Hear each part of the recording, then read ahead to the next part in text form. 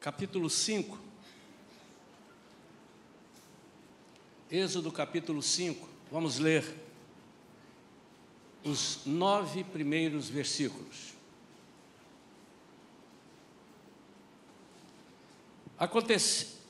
Mais tarde Moisés e Arão foram falar com o rei do Egito e lhe anunciaram: assim diz Yahvé, o Senhor Deus de Israel: deixa meu povo partir, para que possam celebrar uma festa em meu louvor no deserto. Em outras versões diz: para que possam me adorar no deserto. Replicou o faraó: quem é Yahvé para que ouça a sua voz e deixe Israel partir? Não conheço Yahvé. Tampouco permitirei que os israelitas saiam de minhas terras. Então eles explicaram: o Deus dos hebreus veio ao nosso encontro. Deixa-nos ir pelo caminho de 3 dias de marcha no deserto, a fim de oferecer sacrifícios a Yahvé, o Senhor. Caso contrário, ele nos atingirá com pragas, pestes ou espada. No entanto, questionou-lhes o rei do Egito: por que, Moisés e Arão, quereis dispersar o povo dos seus trabalhos? Ide às vossas tarefas. E disse mais o faraó: eis que agora a população desta terra é numerosa, e vós a fazeis interromper seus serviços.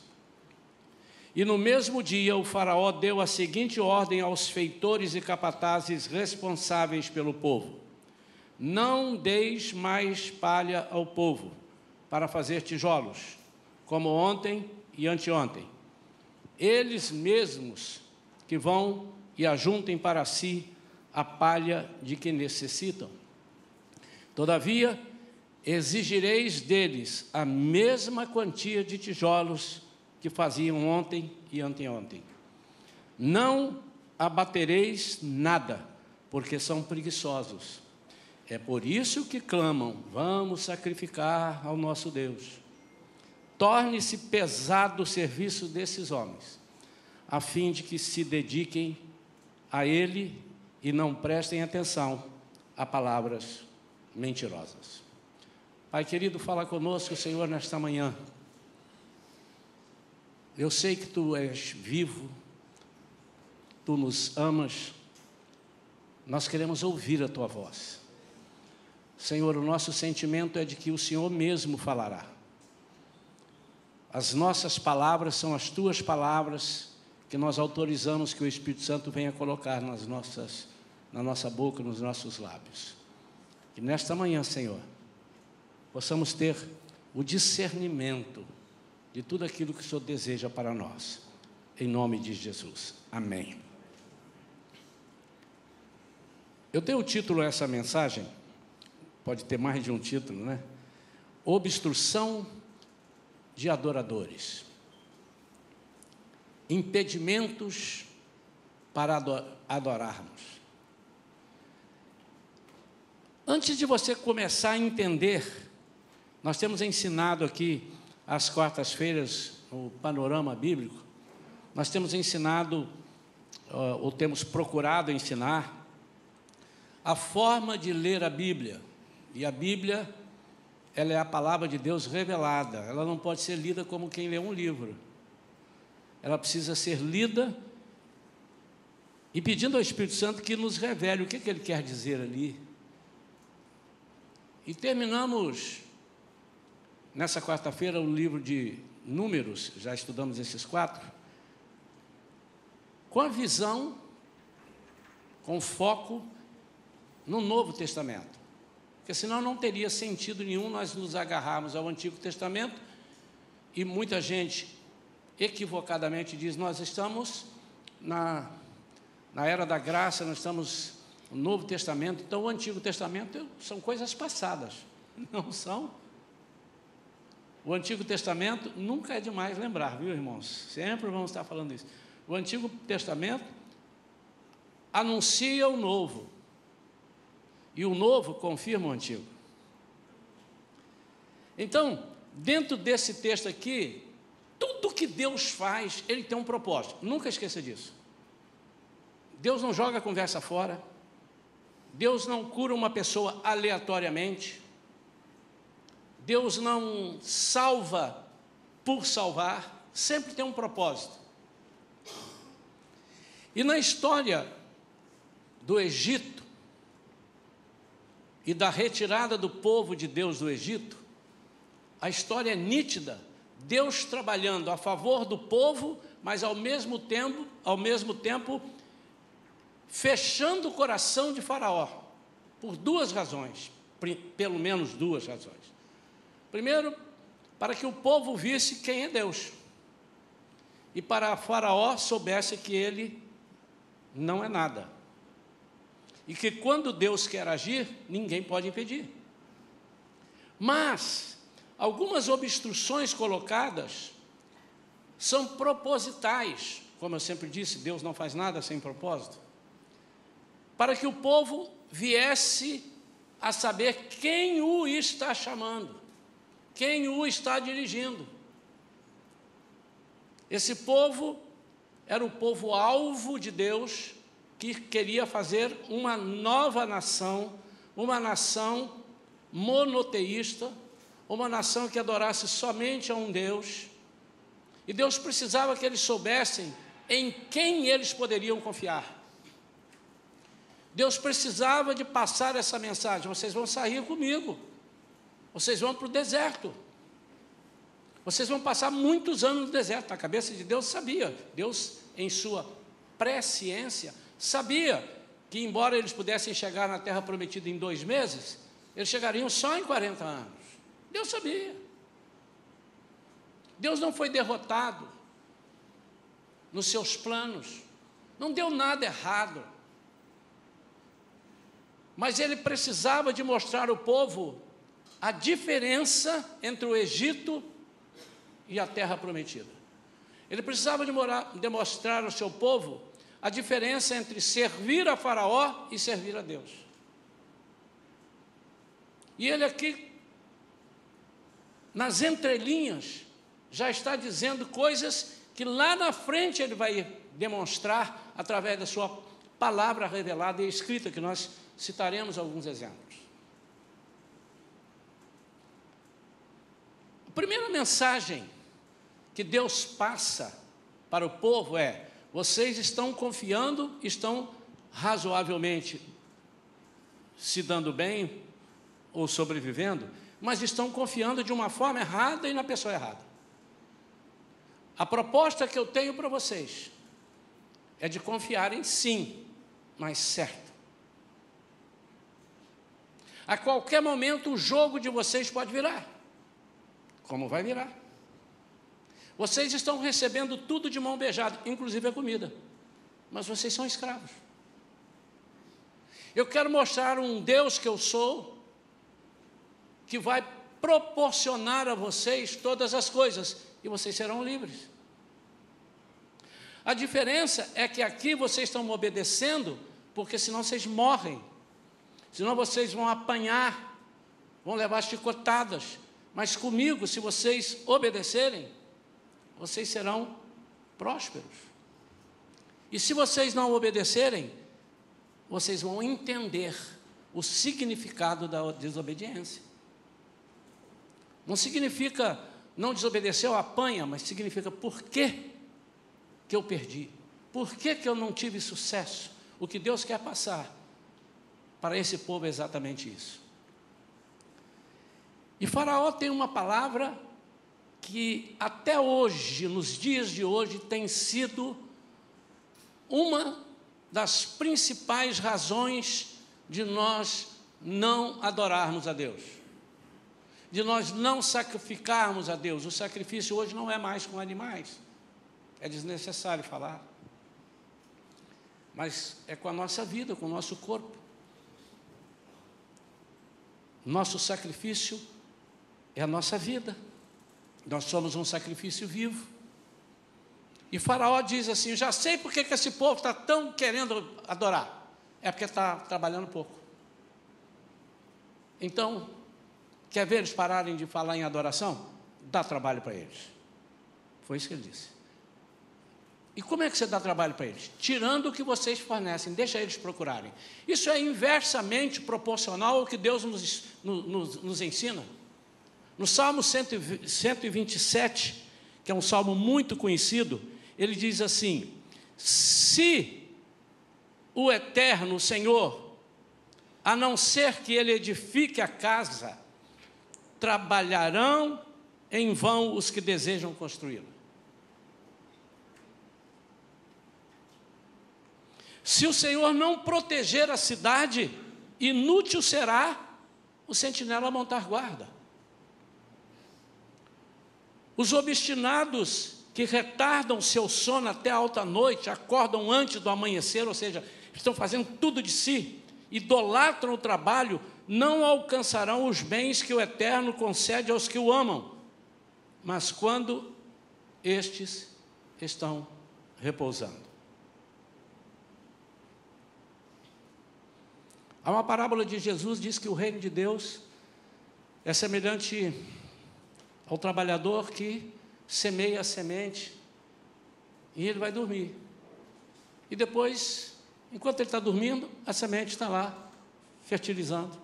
E depois ele acorda e as coisas aconteceram e ele não sabe como aconteceram. Note que o Senhor não está dizendo aqui no Salmo 127 que não devemos trabalhar. O Senhor não está dizendo aqui no Salmo 127 que o trabalho é uma coisa horrível e que não é de Deus. Mas há trabalhos que não são de Deus. Qual o trabalho que não é de Deus? O trabalho onde você não se sente útil e nem prazer. Não sente prazer em trabalhar. Alguma coisa te amofina.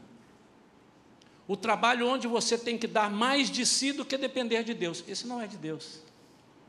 Porque se eu pertenço a um Deus que diz que vai cuidar de mim em todos os detalhes, e todos os detalhes são todos os detalhes, absolutamente todos. Aqui ele está dizendo, você precisa confiar em mim.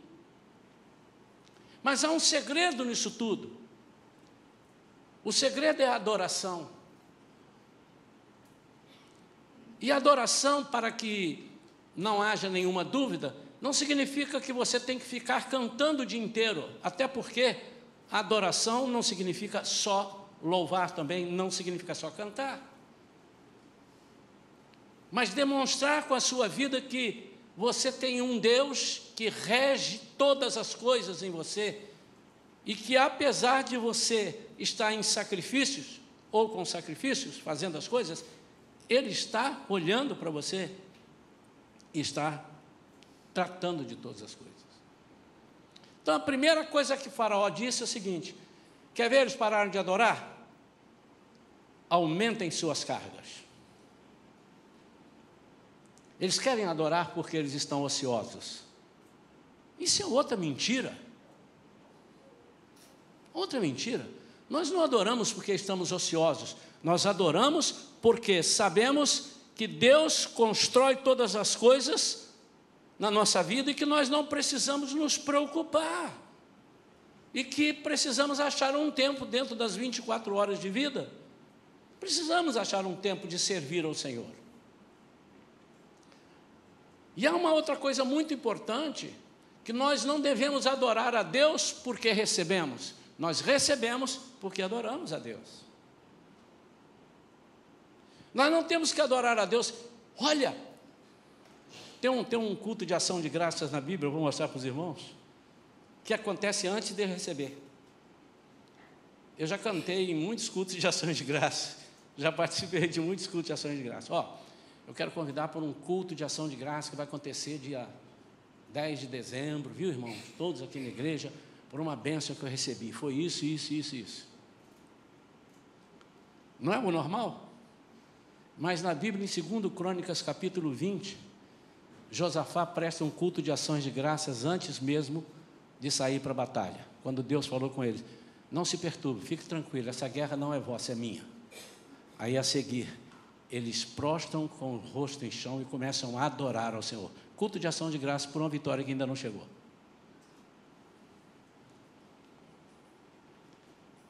Quando nós adoramos ao Senhor pelo que Ele é, Ele recebe a adoração e nos dá aquilo que necessitamos. Isso, irmãos, isso não é difícil. E não tem sentido você querer mudar isso, porque você não vai mudar.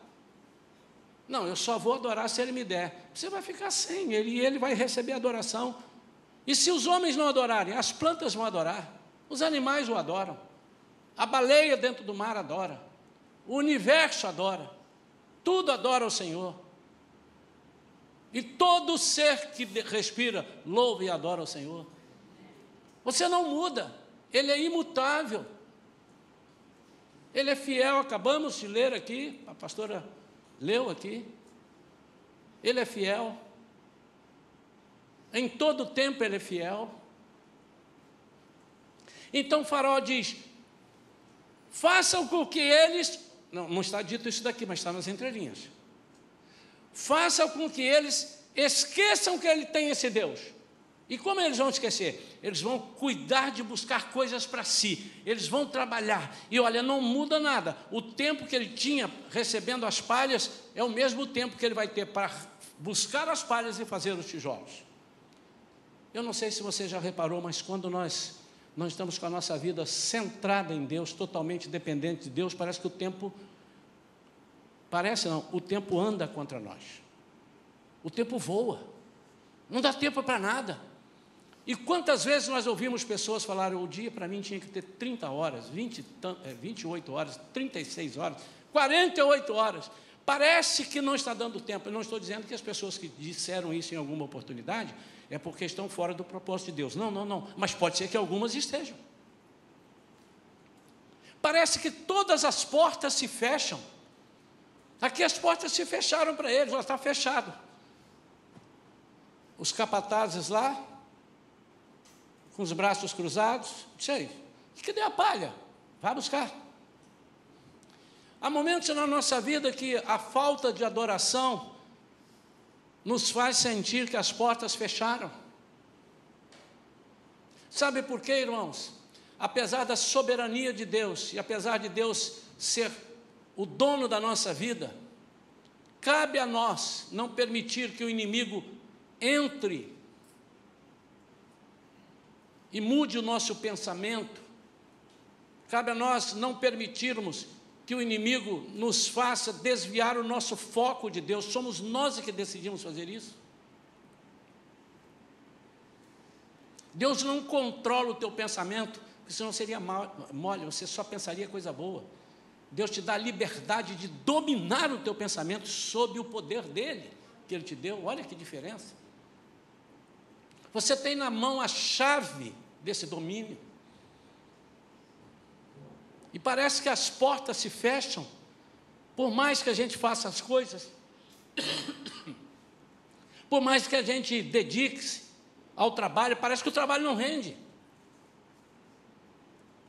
Os nossos cuidados nos obstruem, nos tiram do foco. O que Faraó está dizendo aqui é, neguem os seus pedidos. Neguem os seus pedidos. Não atendam o que eles pedirem. E o que Deus vai demonstrar é uma coisa completamente diferente, é o inverso disso. O que Deus quer demonstrar é que, estando eles ainda falando, eu os ouvirei. Estando eles começando a pedir, eu já teria atendido.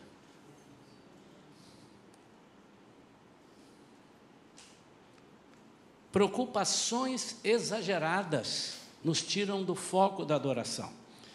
Agora, irmãos, pode por algum instante você pensar que o pastor está trazendo uma palavra que nós devemos ser relapsos no trabalho.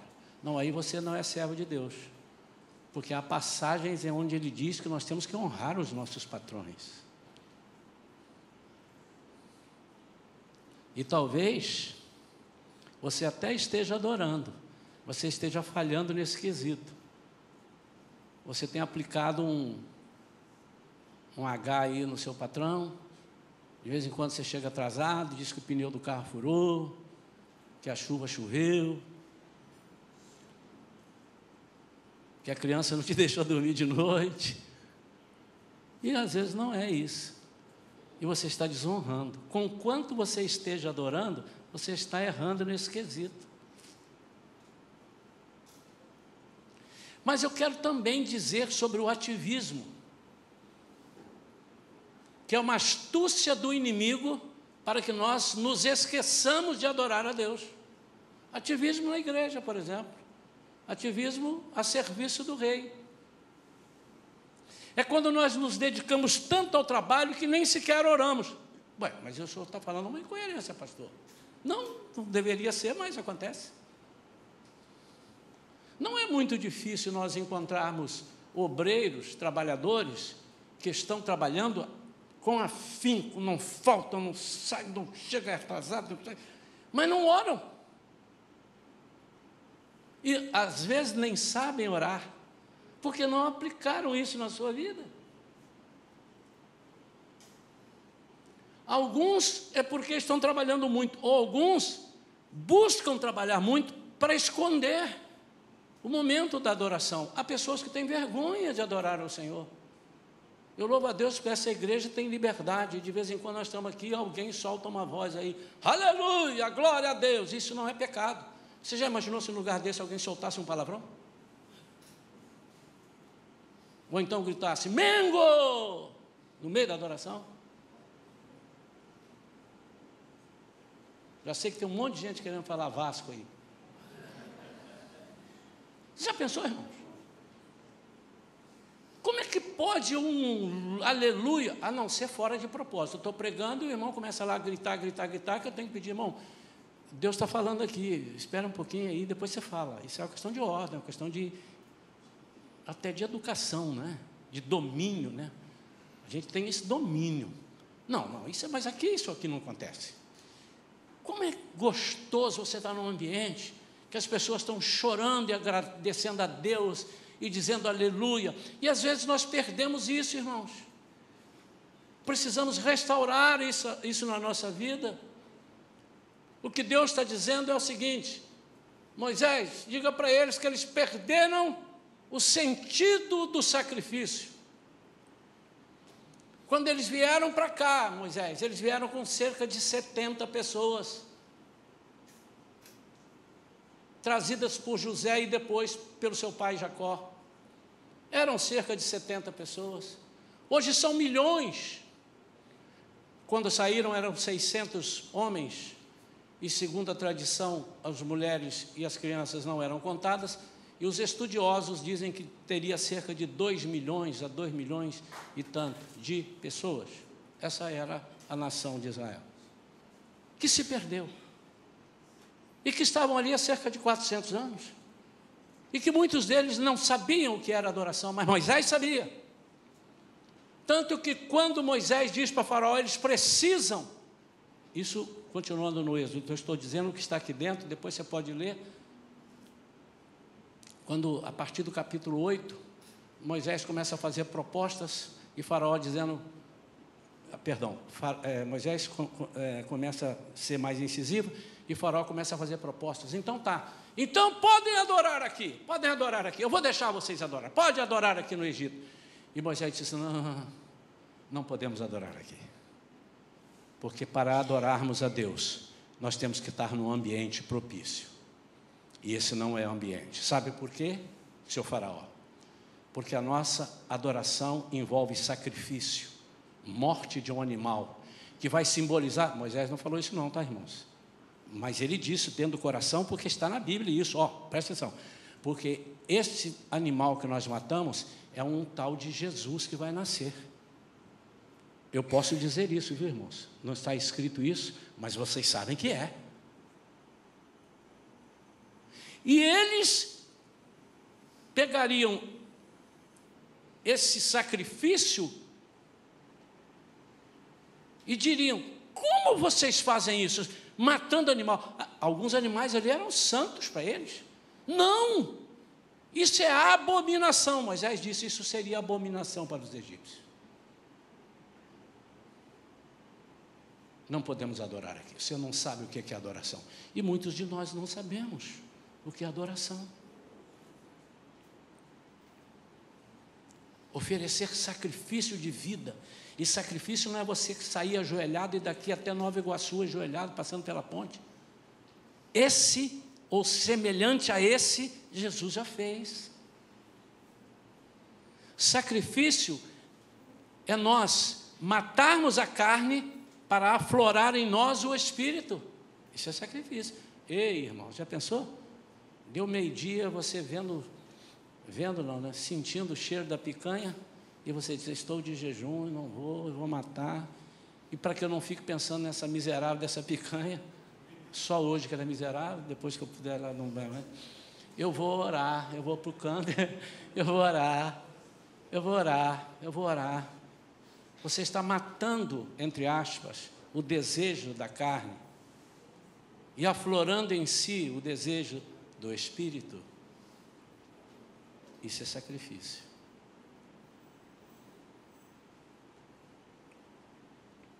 Mas às vezes, algumas coisas nos tiram do foco. Nós estamos tão ocupados.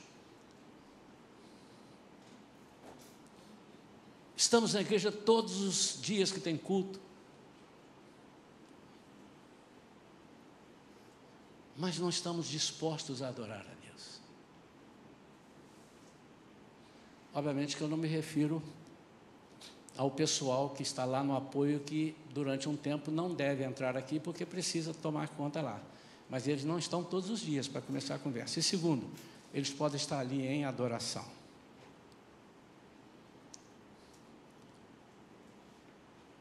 Devem.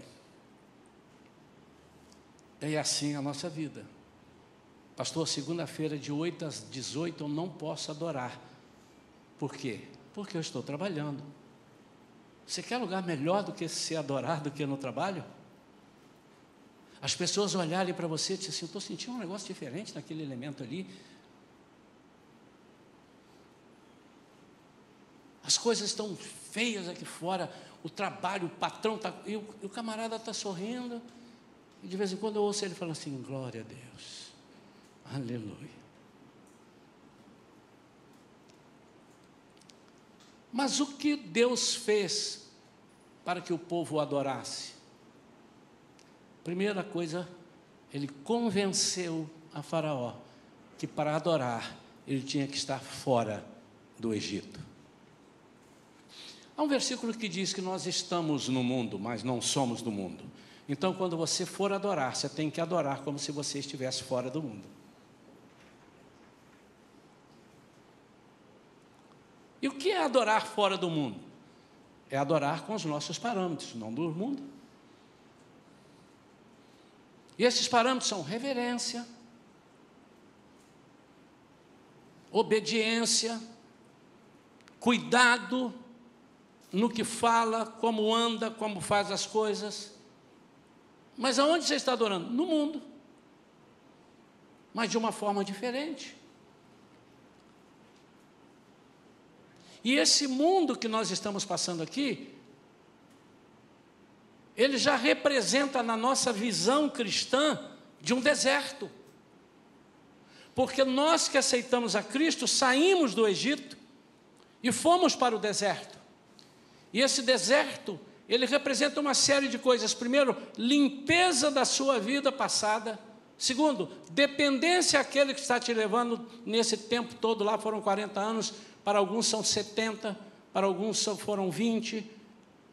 Ou seja, quando você morre, você saiu do deserto. E se você vai para o céu, vai para o inferno, depois saberemos. Mas você já saiu do deserto. Ele separou o povo e disse assim, esse povo precisa sair. E Moisés falou uma coisa aqui, que eu não sei se os irmãos prestaram atenção. Diz assim,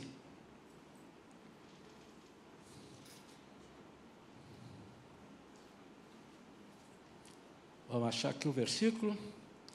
Versículo 3. O Deus dos hebreus veio ao nosso encontro.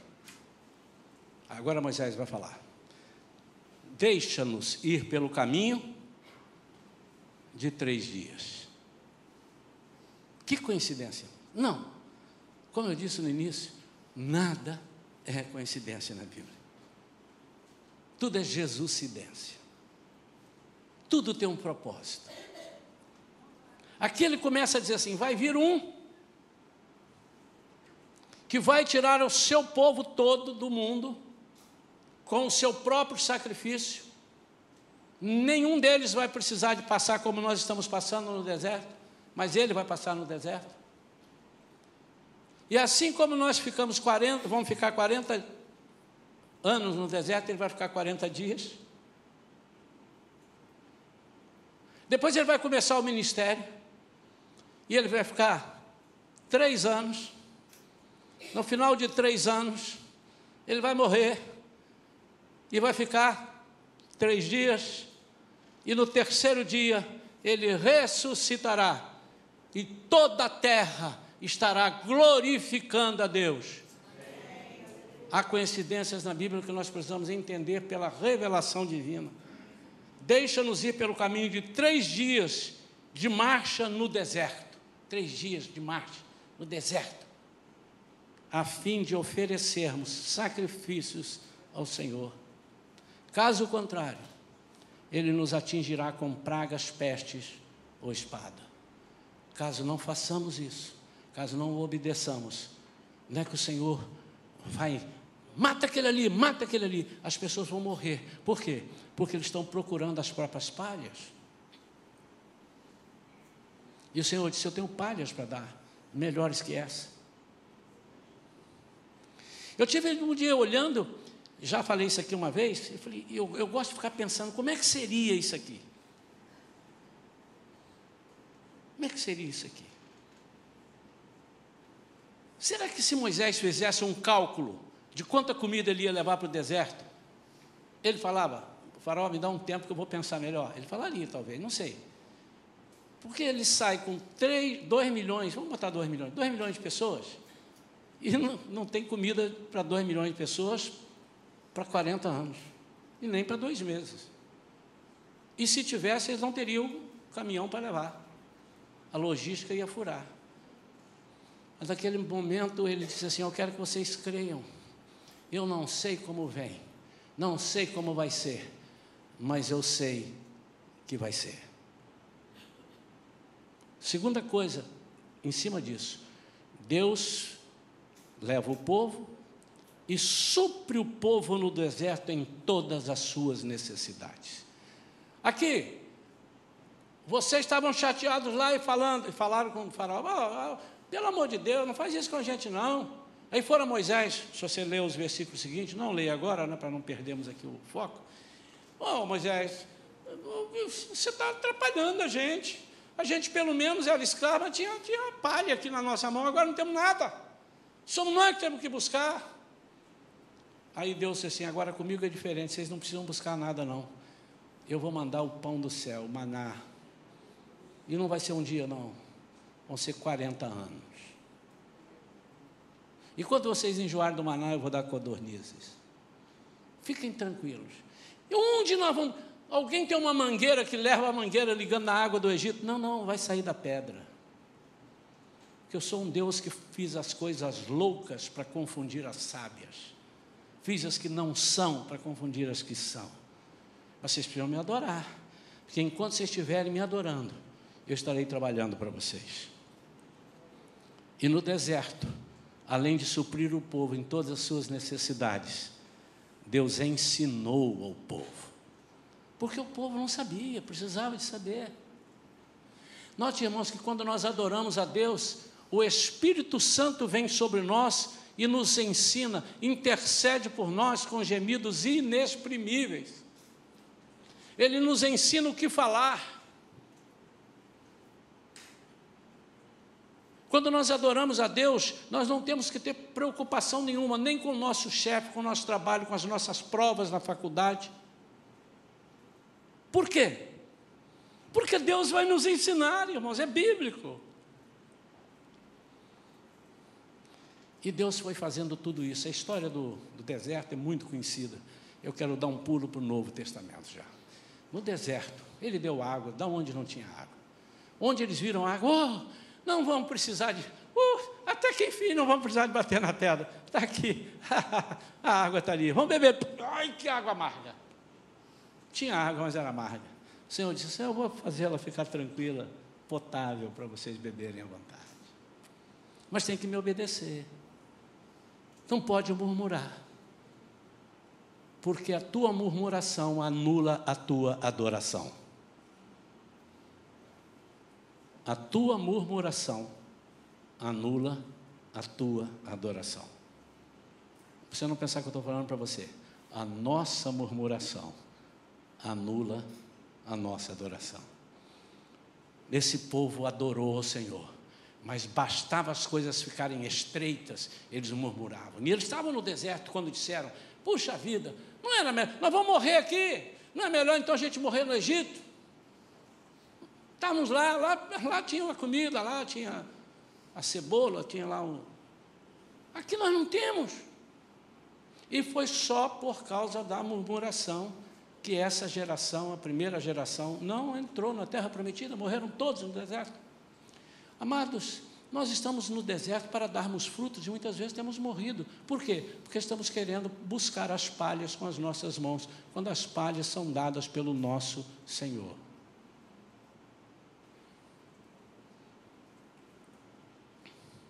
Quais são as promessas que temos hoje?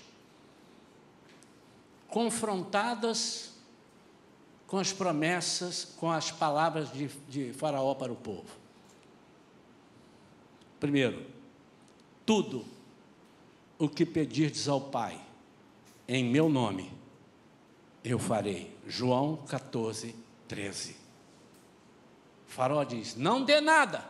Jesus, dê tudo. Tudo que eles pedirem.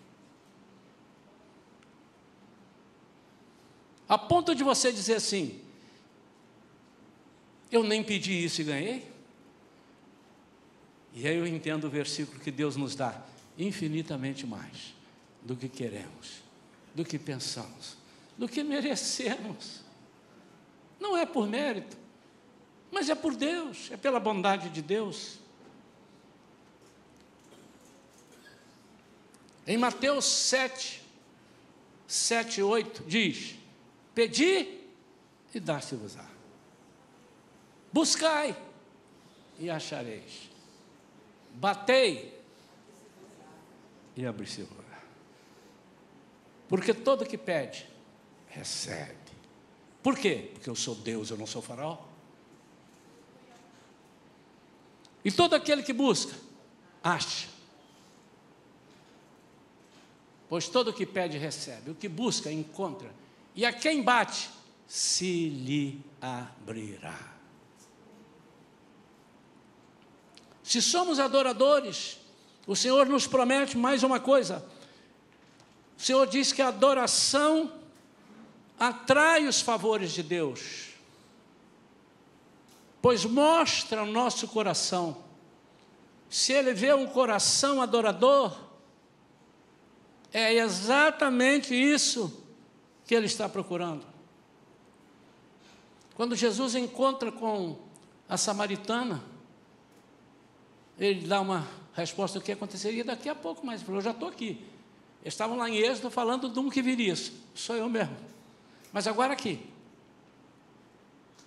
chegará o tempo em que os verdadeiros adoradores adorarão o Pai em espírito e em verdade.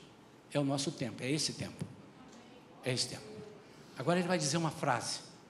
E o Pai, pode abrir se quiser, João capítulo 4. E o Pai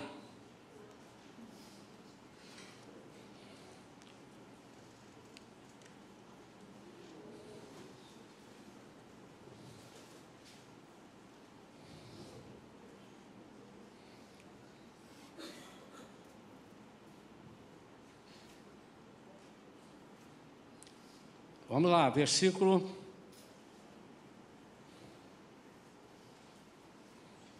23. João 4, 23. Mas a hora está chegando, e de fato já chegou. A hora sou eu. Está comigo a hora. Em que os verdadeiros adoradores adorarão o Pai em espírito e em verdade. pois são esses que o Pai... Sabe o que o Pai está fazendo aqui hoje? Ele está assim, ó. Ih, achei um ali. Ih, achei outro aqui. Achei outro ali. Pastor, mas ninguém está adorando, o senhor está falando, está todo mundo quieto. Mas você precisa falar alto? Em espírito. E é verdade. Mas é para falar alto, para espantar o diabo. Porque o inimigo não aceita adoração a Deus. Mas ele precisa estar, mas ela, né? A adoração precisa estar perfeita em primeiro lugar, ocupando todo o nosso ser. E em Romanos 12:1 diz que nós somos o sacrifício vivo, santo e agradável a Deus.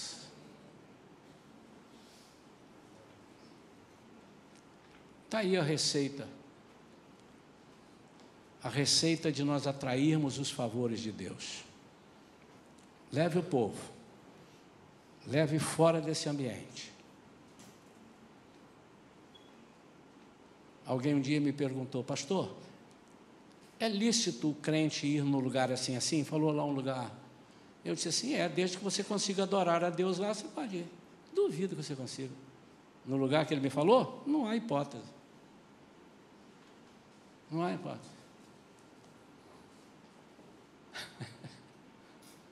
Ainda mais para brasileiro, que quando chega no lugar, aí ele já entra assim. Ele já entra, porque desculpa, eu esqueci. Ele já entra. Então, onde é que eu posso ir? Todos os lugares que eu posso adorar ao Senhor. Todos os lugares onde a minha adoração não é empanada e obstruída. Por isso, eu estou no mundo, mas eu não sou do mundo. Eu sou ET. Eu não sei o que você é. Quantos são ETs aqui? Eu falei ET, viu, irmãos?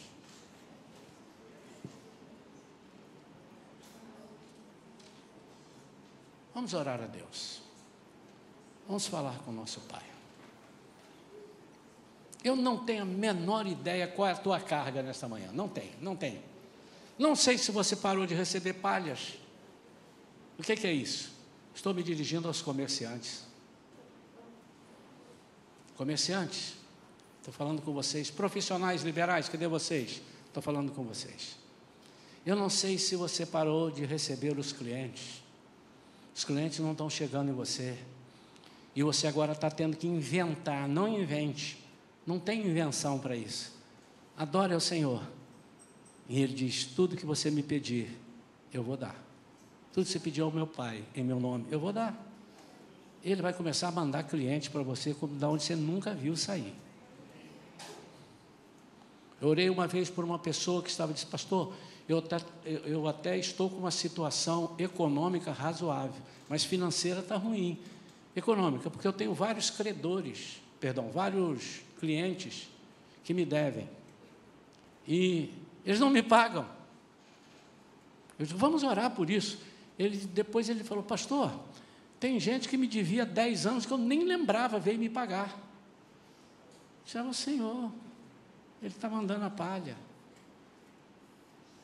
Você que está há 10 anos no seu trabalho e não recebe uma promoção, às vezes você está buscando a promoção, buscando palha. Adore ao Senhor. Foi assim com José. Onde José chegava, logo viam que Deus estava com ele. Por que viam? Que alguma coisa diferente esse camarada fazia. E ele foi promovido em tudo quanto é lugar. Ah, não foi não, pastor, você errou aí. Foi não. Da casa de Potifar, onde ele foi promovido, ele foi para masmorra. Foi promovido. Chegando lá, foi ele ser logo chefe de todos os presos. E a maior promoção é que ele foi honrado sendo chamado na presença do rei para decifrar um sonho que ninguém conseguiu. E da boca desse rei, ele ouve dizer, não há ninguém aqui que tenha esse espírito que está nesse moço. A partir de agora ele vai ser o manda-chuva no Egito. Pronto. onde quer que você vá, você pode até não ser promovido de cargo, mas você vai ser promovido de patamar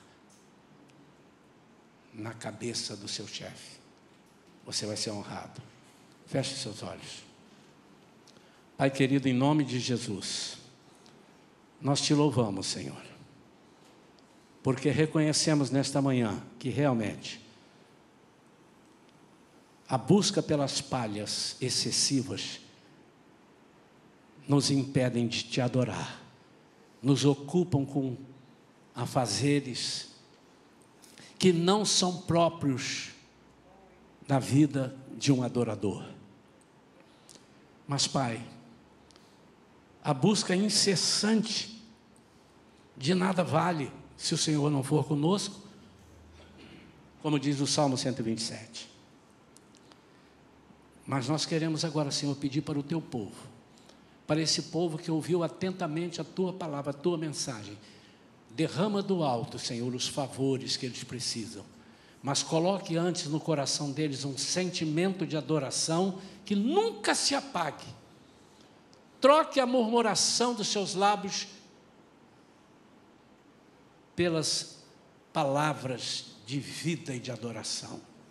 Senhor, dá agora àqueles que não conseguem orar, não conseguem falar contigo, que têm vergonha, por alguma razão, ensina-os para que eles possam alegrar o teu coração. E nesse caso, sem percebermos, estaremos atraindo os favores do teu coração para o nosso. Senhor, que haja um povo aqui destemido, um povo adorador e um povo obediente à tua palavra. Nós oramos em nome de Jesus. Amém. Amém.